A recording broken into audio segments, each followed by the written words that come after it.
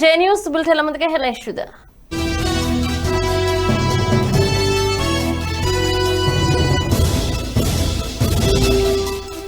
BC కార్పొరేషన్లకు వారంలో నియామకాలు ఇచ్చిన మాటను సీఎం జగన్ నిలబెట్టుకున్నారన్న బొత్స సత్యనారాయణ.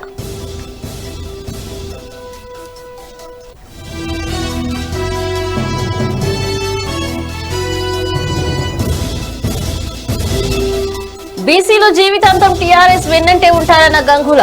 కేసీఆర్ పాలనలో అన్ని రంగాల్లో అభివృద్ధి.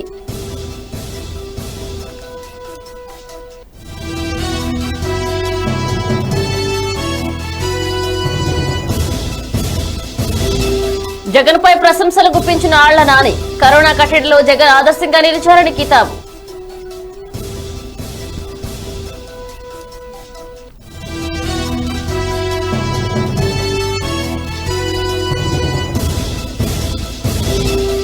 సరిహద్దుల్లో పాక్ కాల్పులు. భారత సైనికుడు మృతి.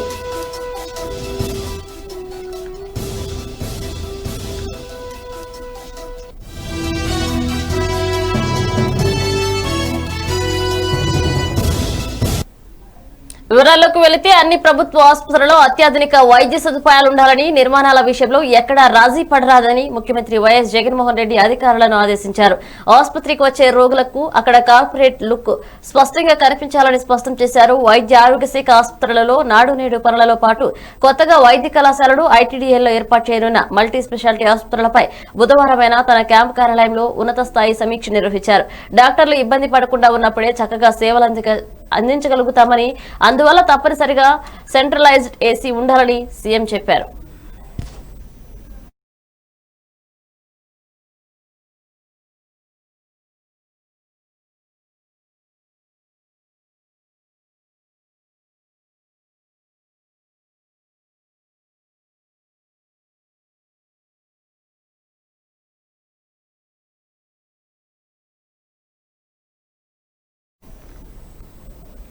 ఆంధ్రప్రదేశ్ ప్రభుత్వం మరో కీలక నిర్ణయం తీసుకుంది. టీటీడీ ఈవోగా అనిల్ కుమార్ సింఘాల్ను బదిలీ చేస్తూ ఉత్తర్వులు వెలువడ్డాయి. ప్రస్తుతం అదనపు ఎగ్జిక్యూటివ్ గా ఉన్న ధర్మారెడ్డిని కొత్త ఈవోగా నియామకం జరిగే వరకు ఇన్ఛార్జ్ ఈవోగా నియమిస్తున్నట్లు వెల్లడించారు. అనిల్ కుమార్ ను వైద్య ఆరోగ్య శాఖ చీఫ్ సెక్రటరీగా నియమిస్తున్నట్లు కూడా పేర్కొంది. కాగా టీటీడీకి ఈవోగా రాకముందు అనిల్ కుమార్ ఢిల్లీలో ఆంధ్రప్రదేశ్ రెసిడెంట్ కమిషనర్ గా పనిచేశారు. చంద్రబాబు ప్రభుత్వ హయాంలో ఆయన టీటీడీ ఈవోగా 2017లో బాధ్యతలు స్వీకరించారు. 2 ఏళ్ల కాలపరిమితిని ఆయన బాధ్యతలు స్వీకరించగా 2019లో మరో ఏడాది పాటు ఆయన పదవీ కాలాన్ని పొడిగించారు.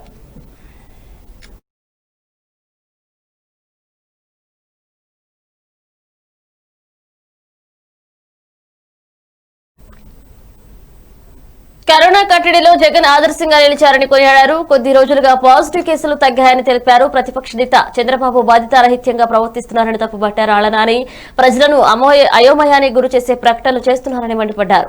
జగన్ కు ఎక్కడ మంచి పేరు వస్తుందో అని చంద్రబాబు, లోకేష్ ఆందోళన చెందుతున్నారని ఎద్దేవా చేశారు. ప్రధాని సైతం ఏపీలో కరోనా నివారణ కార్యక్రమాలను మెచ్చుకున్నారని గుర్తు చేశారు. ఆళ్లనాని చంద్రబాబు ఇప్పటికైనా రాజకీయాలు ఆపాలని ఆళ్లనాని హితావు పలికారు. విలయతం ప్రజలందరికీ కూడా తెలుసు. దానికి నిదర్శనం గత కొద్ది రోజులుగా ఈ పాజిటివిటీ రేటు కూడా మరి ఏ విధంగా తగ్గుముఖం పడుతుందో మనం చూసాం.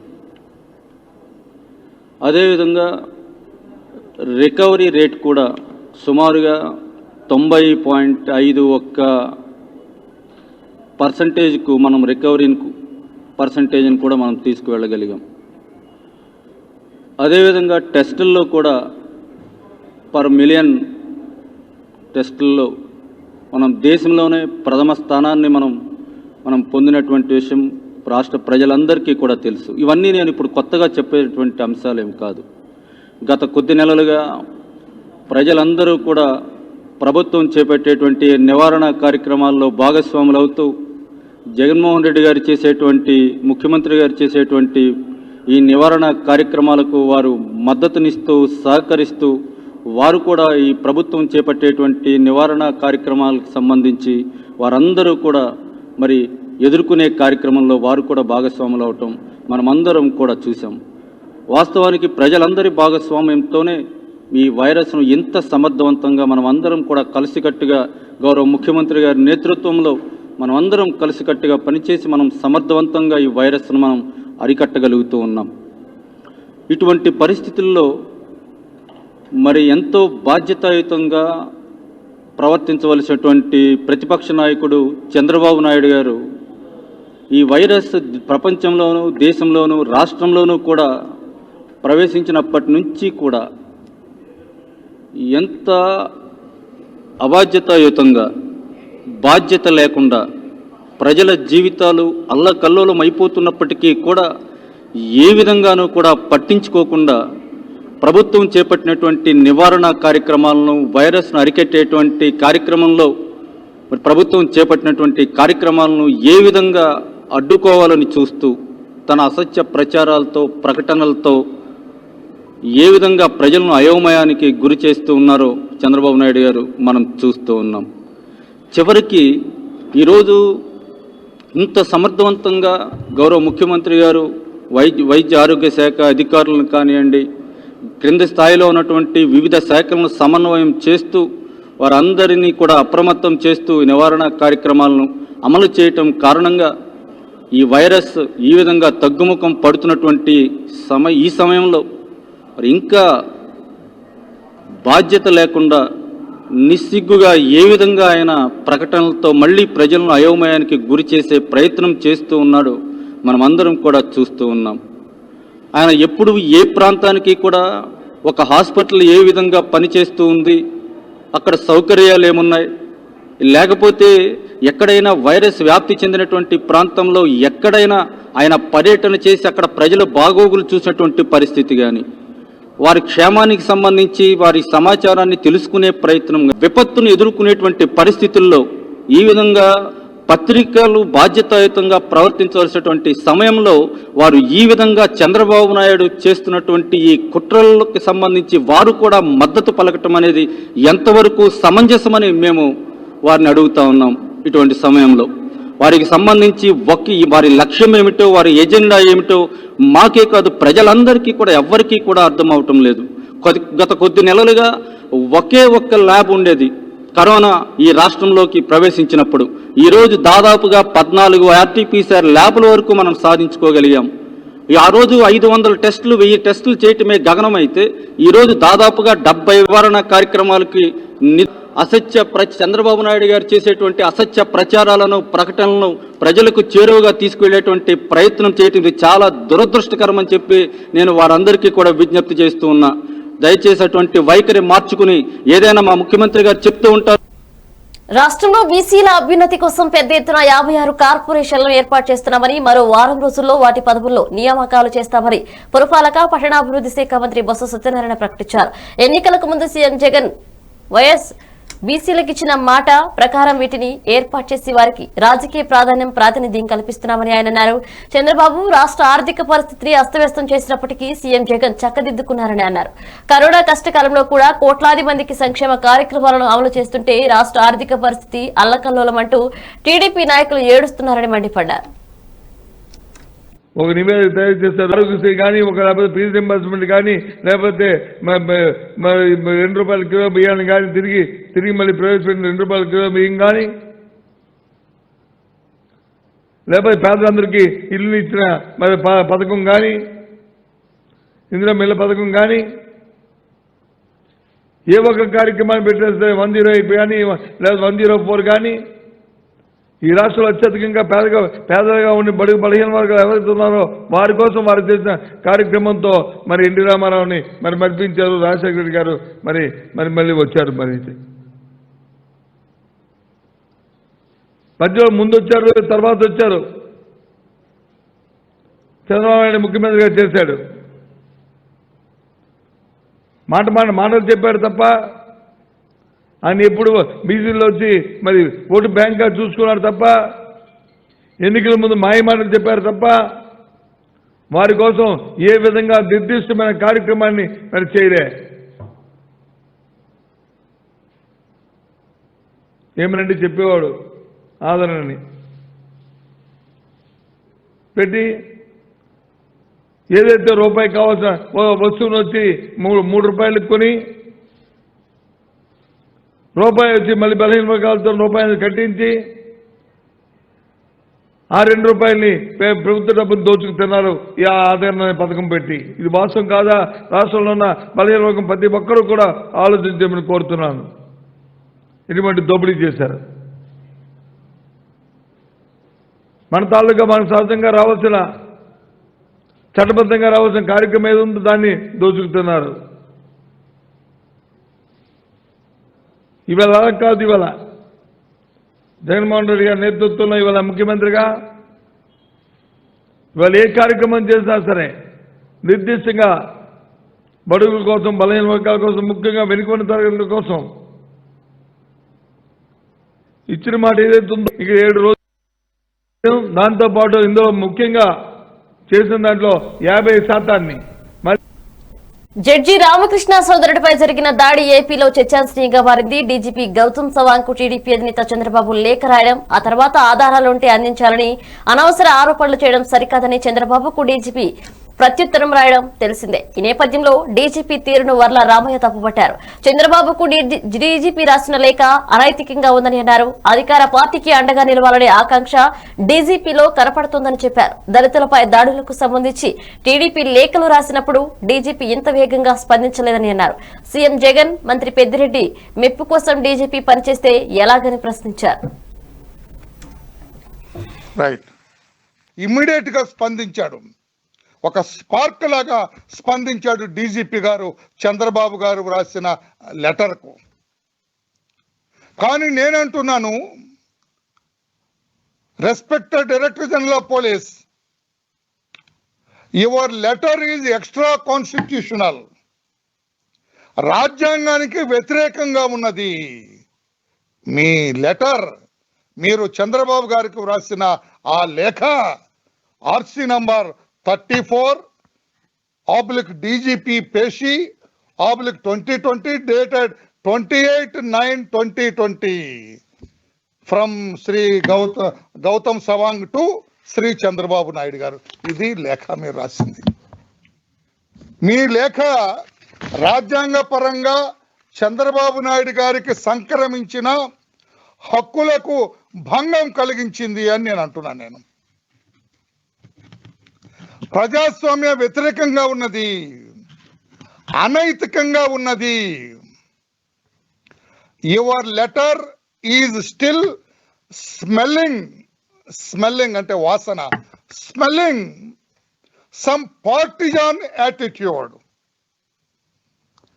అధికారంలో ఉన్న ప్రభుత్వాన్ని కాపాడాలి, లేకుంటే అధికారంలో ఉన్న అయినా కూడా మీ నడవడికలో మార్పు రాలేదని మాకు తెలిసినా కూడా మేమెక్కడా మాట్లాడలేదు, మేమెక్కడా కిమ్మనలేదు. ఈ రోజున రాజ్యాంగానికి విరుద్ధంగా నేను భారత రాజ్యాంగం కూడా తెచ్చాను. ఇక్కడ విరుద్ధంగా ఆర్టికల్ 19లో సుస్పష్టంగా చెప్పబడింది, protection of certain rights regarding freedom of speech etc. All citizens shall have the right to freedom of speech of expression.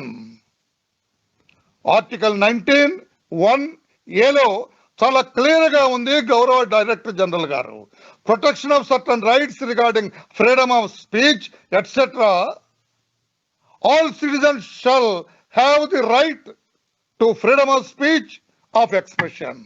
Clear గా ఉన్నది. ఇది ది కాన్స్టిట్యూషన్ ఆఫ్ ఇండియా, భారతదేశ రాజ్యాంగంలో సుస్పష్టంగా తెలియజేయబడింది. ఈ హక్కును చంద్రబాబు నాయుడు గారి దగ్గర నుంచి కానీ, ప్రతిపక్షాలకు చెందిన మా దగ్గర నుంచి కానీ, ప్రశ్నించే ప్రజల దగ్గర నుంచి కానీ హరించే హక్కు మీకున్నదా అని చెప్పి నేను అడుగుతున్నా. హరించే హక్కు మీకెవరిచ్చారని నేను ప్రశ్నిస్తున్నా. ఎలా హరిస్తారని చెప్పి నేను అడుగుతున్నా. బీసీలు జీవితాంతం టీఆర్ఎస్ వెన్నంటే ఉంటారని బీసీ సంక్షేమం పౌర సరఫరాల శాఖ మంత్రి గంగుల కమలాకర్ అన్నారు.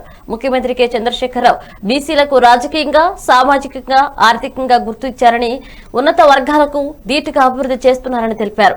కేంద్ర ప్రభుత్వం బీసీలకు ఏం చేస్తుందో చెప్పాలని బీజేపీ నేతలను ప్రశ్నించారు.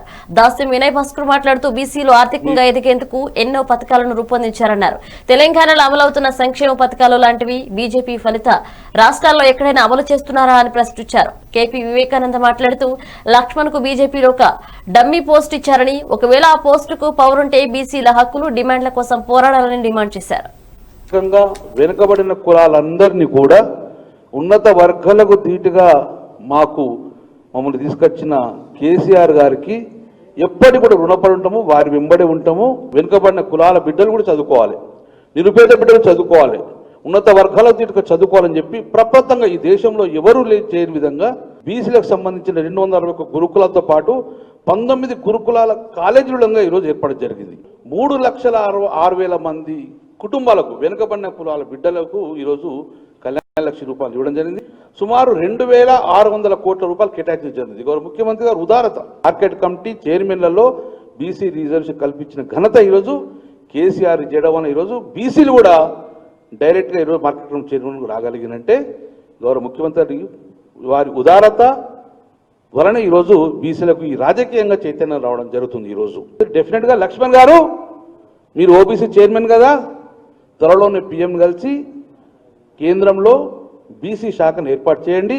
చేయడమే కాదు, దాన్ని బడ్జెట్ కేటాయించి మీరు రాష్ట్రాలకు కూడా మ్యాచింగ్ గ్రాంట్ ఇచ్చే విధంగా మీరు చేయాలని చెప్పి మేము కోరుకుంటున్నాం. తెలంగాణ రాష్ట్రంలో గౌరవ ముఖ్యమంత్రి కేసీఆర్ గారి నాయకత్వంలో బీసీ వర్గాలకు అమలవుతున్నటువంటి ఇన్ని కార్యక్రమాలు ఏ ఒక్క రాష్ట్రంలోనైనా అమలవుతుందా అని చెప్పి నేను లక్ష్మణ్ గారిని ప్రశ్నిస్తున్నాను. తెలంగాణ ప్రజా సమస్యలపైన అవిశ్రాంతంగా పోరాడడంతో వైఎస్ జగన్మోహన్ రెడ్డిని ప్రజలు ముఖ్యమంత్రిని చేశారని జోపూడి ప్రభాకర్ రావు అన్నారు. దళితులు, గిరిజనులు, మైనారిటీలతో పాటు మిగిలిన వర్గాలందరూ ముఖ్యమంత్రితోనే ఉన్నారని స్పష్టం చేశారు. ప్రజల ఆశలు, ఆకాంక్షలకు అనుగుణంగా వైఎస్ఆర్ కాంగ్రెస్ ప్రభుత్వం నడుస్తోందని తెలిపారు. ముఖ్యమంత్రి మంత్రివర్గంలో సింహభాగం దళితులు, మైనారిటీలే ఉన్నారని, దీన్ని జీర్ణించుకోలేని చంద్రబాబు అసత్యాన్ని ప్రచారం చేయడమే పనిగా పెట్టుకున్నారని మండిపడ్డారు. రాష్ట్రంలో ఎక్కడో ఒక చోట కొన్ని ఘటనలు జరుగుతున్నాయని తెలిపిన జోపూడి వాటిపై ప్రభుత్వం స్పందించి వారిపై కఠిన చర్యలు తీసుకుంటుందన్నారు. బీహార్ కానీ లేకపోతే పంజాబ్ కానీ ఈవెన్ ఢిల్లీలో కూడా లేనటువంటి విషయం. దీన్ని జీర్ణించుకోలేనటువంటి కొంతమంది వ్యక్తులు ప్రతిరోజు ఒక అబద్ధాన్ని ఒక కథగా అల్లి ప్రచారం చేసే ఒక డ్యూటీని ఎంచుకున్నట్టుగా కనబడుతూ ఉన్నది. రాజ్యం అన్న తర్వాత అక్కడక్కడ కొన్ని ఘటనలు జరుగుతూ ఉంటాయి. జరగలేదు అని చెప్పే సాహసం మేమైతే చేయదలుచుకోలేదు. దళితుల మీద దాడులు జరిగితే జగన్మోహన్ రెడ్డి గారు పోలీసులను పిలిచి క్లాస్ బీకి రెండవసారి ఎక్కడైనా ఇలాంటివి జరిగినాయి అంటే బాగుండదని చెప్పి పంపించిన ఘటన కనపడుతూ ఉన్నది. పోలీస్ డిపార్ట్మెంట్నే పోలీసులు ఇన్వాల్వ్ అయితే ఎస్ఐ కానీ సిఐ కానీ వాళ్ళని కూడా అరెస్ట్ చేసి జైలుకు పంపిన ఘటన కనపడుతూ ఉన్నది. వ్యక్తిగత అంశాల మీద అక్కడక్కడ ఉదాహరణకి నిన్న జరిగినటువంటి మదనపల్లి దగ్గర రామచంద్ర మీద జరిగినటువంటి ఘటన చూసినప్పుడు దాని మొత్తాన్ని మళ్ళీ జగన్మోహన్ రెడ్డి గారికి పూయాలనే చంద్రబాబు నాయుడు గారి ఆలోచన విధానం. చాలా స్పష్టంగా చెప్పాలంటే అసలు దళితులకి బద్ద వ్యతిరేకగా, మెజారిటీ దళిత వర్గానికి వ్యతిరేకమైన ఒక పార్టీగా ఏది ఉంది, ఏ నాయకుడు ఉన్నారంటే అది చంద్రబాబు నాయుడు గారు అని తనే చెప్పుకున్నాడు. దళితుల్లో ఎవరైనా పుట్టాలని కోరుకుంటే రెడ్డి రామచంద్రారెడ్డి గారు ఏ రోజు కూడా తోక ముడిచిపోలేదు. జిల్లా బాబ్రీ విధ్వంసం కేసులో తీర్పు న్యాయ వ్యవస్థకే చీకటి రోజని సిపిఐ నేత నారాయణ మండిపడ్డారు. కూల్చివేత దృశ్యాలను ప్రజలు ఓ సినిమా రీల్ గా చూశారని చెప్పారు. కళ్లకు గంతలు కట్టుకుని న్యాయమూర్తులు తీర్పు చెప్పారని విమర్శించారు సిపిఐ నారాయణ. దురదృష్టమైన రోజుగా నేను పరిగణిస్తా ఉన్నాను. బాబ్రీ మసీదు కూల్చివేతనే ప్రపంచం, దేశం అందరూ చూశారు. ఎల్కే అద్వానీ గారి నాయకత్వంలో దాదాపుగా వేలాది మంది ఆ బాబ్రీ మసీదుని పట్టపక్కన కూల్చివేస్తే అందులో 48 మంది ముద్దాయిలు అయితే దానిలో 17 మంది వాళ్ళు చనిపోయారు. మీదంతా సజీవంగా ఉన్నారు. ఈరోజు సిబిఐ కోర్టు మాకు ఆధారాలు లేవు కాబట్టి వాళ్ళు నిర్దోష ప్రకటిస్తారంటే ఇంతకన్నా మించినటువంటి ఘోర అపరాధం ఇంకొకటి లేదని మా ఉద్దేశం. ఇది ఒక విధంగా లౌకిక వ్యవస్థకి, ప్రజాస్వామ్యానికి, న్యాయ వ్యవస్థకి చీకటి రోజుగా నేను పరిగణిస్తాను. దురదృష్టకరమైనటువంటి తీర్పు భారత ప్రజానీకం ప్రపంచ ప్రజానికి కూడా దీన్ని జీర్ణించుకోలేని మాత్రమే నేను స్పష్టంగా చెప్పగలను. ఆవేదనాపూరితంగా చెప్తున్నాను. ఈ ప్రజానీకానికి విఘాతం దురదృష్టమైన రోజుగా నేను పరిగణిస్తా ఉన్నాను. బాబ్రీ మసీదు కూల్చివేతనే ప్రపంచం దేశం అందరూ చూశారు. ఎల్కే అద్వానీ గారి నాయకత్వాన్ని దాదాపుగా వేలాది మంది ఆ బాబ్రీ మసీదుని పట్టపగలే కూల్చివేస్తే అందులో 48 మంది ముద్దాయిలు అయితే దానిలో 17 ప్రాక్టీస్ అంటే ఇంతకన్నా మించినటువంటి ఘోర అపరాధం ఇంకొకటి లేదని మా ఉద్దేశం. ఇది ఒక విధంగా. పీలేరు పట్టణంలో ఎంపీ మిథున్ రెడ్డి, ఎమ్మెల్యే చింతల రామచంద్రారెడ్డి పర్యటించారు. పట్టణంలో ఎంపీటీఓ కార్యాలయంలో అధికారులతో సమీక్షా సమావేశం నిర్వహించారు. ఈ సందర్భంగా వారు మాట్లాడుతూ పీలేరు పట్టణంలో ఇండ్ల స్థలాలు లేని వారికి 5,000 మందికి ఇండ్ల స్థలాలు, 100 పడకల ప్రభుత్వ ఆసుపత్రి 27 కోట్లతో నిర్మాణం చేపట్టాలని నిర్ణయించారు. అలాగే మైనారిటీలకు షాదీ మహల్ 2 కోట్ల రూపాయలతో, అలాగే ప్రజలకు సంక్షేమ పథకాలు అందుతున్నాయా లేదా అని అధికారులను అడిగి తెలుసుకున్నారు. ముఖ్యమంత్రి జగన్మోహన్ రెడ్డి ప్రతిష్టాత్మకంగా చేపట్టిన సచివాలయం సంస్థ ద్వారా 600 సేవలు ప్రజలకు అందుబాటులో ఉంటాయని, ఏ ఒక్క సంక్షేమ పథకం అందకపోయినా వాలంటీర్కి తగిన ఆధారాలు అందజేయాలని ఆయన తెలిపారు. సంబంధించి కూడా నాకు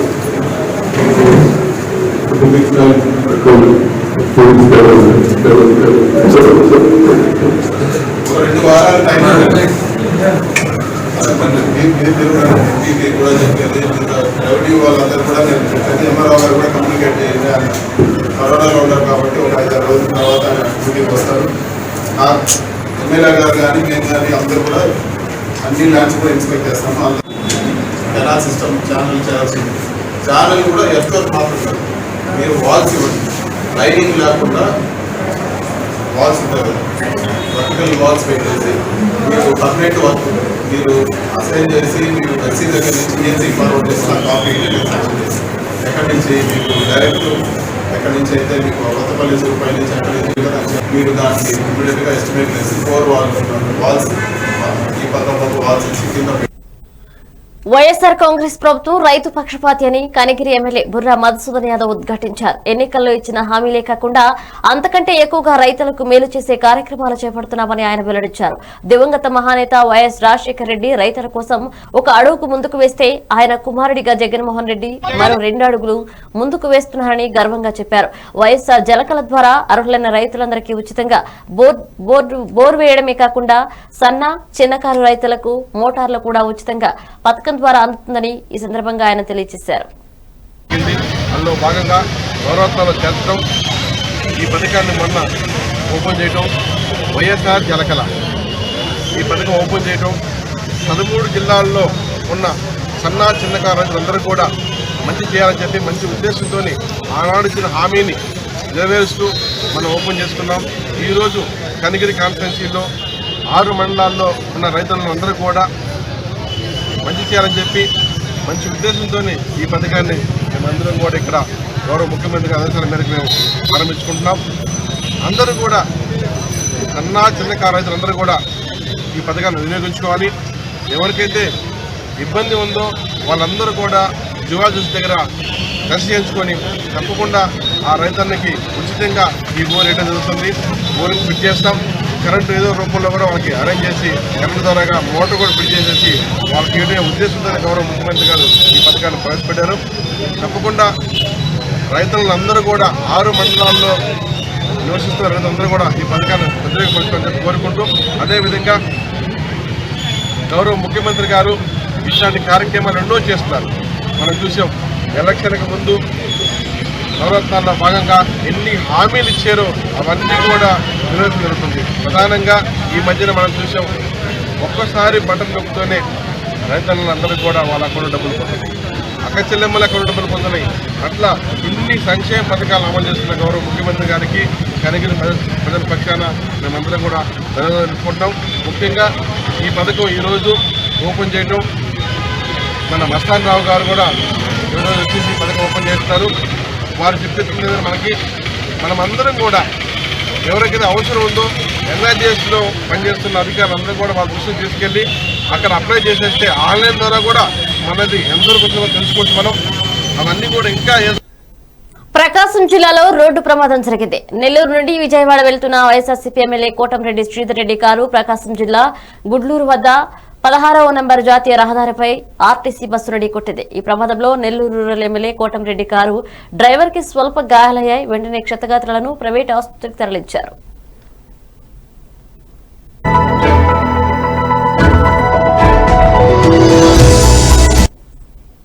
జమ్మూ కాశ్మీర్ సరిహద్దులో పాకిస్తాన్ మరోమారు కాల్పులకు తెగబడింది. బుధవారం రాత్రి పొద్దుపోయిన తర్వాత పాక్ సైనికులు జరిపిన కాల్పుల్లో ఓ జవాన్ కన్నుమూశారు. నిన్న రాత్రి 10:30 గంటలకు పూంచ్ జిల్లాలోని కృష్ణగట్టి సెక్టార్లోని నియంత్రణ రేఖ వెంబడి పాక్ సైనికులు చిన్న ఆయుధాలు మోటార్లతో కాల్పులు జరిపారు.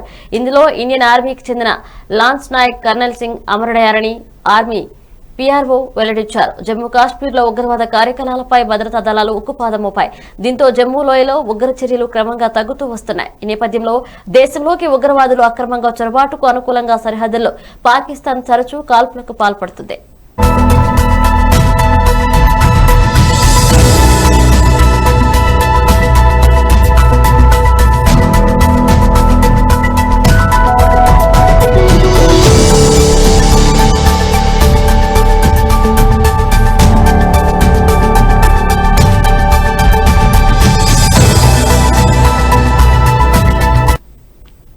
బులెటిన్ ముగించే ముందు హెడ్లైన్స్ మరోసారి చూద్దాం.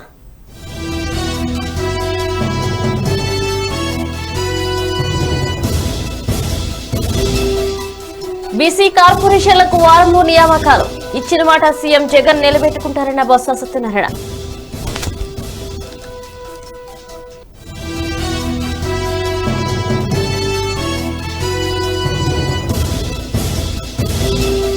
బీసీలు జీవితాంతం టీఆర్ఎస్ వెన్నంటే ఉంటారన్న గంగుల. కేసీఆర్ పాలనలో అన్ని రంగాల్లో అభివృద్ధి.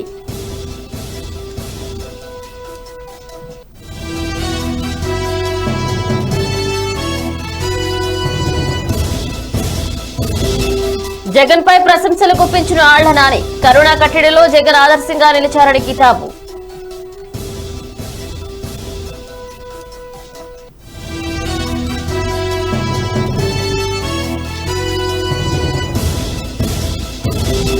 సరిహద్దుల్లో పాక్ కాల్పులు, భారత సైనికుడి మృతి.